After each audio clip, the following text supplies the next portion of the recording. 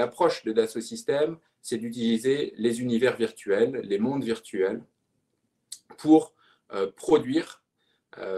Et donc, qu'est-ce que nous produisons? Et là, ça devient peut-être un peu abstrait, mais on produit la capacité de représenter un projet. Ici, vous avez sur l'image deux chirurgiens qui sont au milieu d'une opération du cerveau.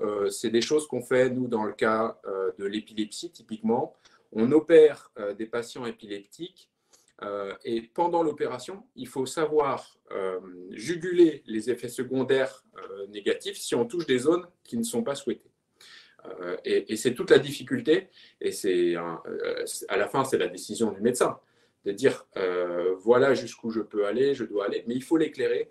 Et ici, on a construit une carte du cerveau, un jumeau virtuel du cerveau du patient, donc de façon individualisée par rapport à chaque patient. En ayant fait un scan, on a une représentation complète de son cerveau et on mesure en permanence pendant l'opération des signaux électriques pour pouvoir repositionner les zones qui sont impactées ou non. L'industriel, il regarde et il se dit, en fait, il y a des opportunités.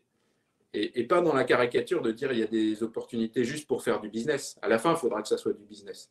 Mais aussi, il y a des opportunités de changer les comportements, de modifier l'environnement de vie des gens, d'apporter des solutions différentes. Et pour ça, il va falloir se mettre des exigences fortes, qui sont celles du déploiement industriel, mais il va falloir aussi déployer une imagination forte.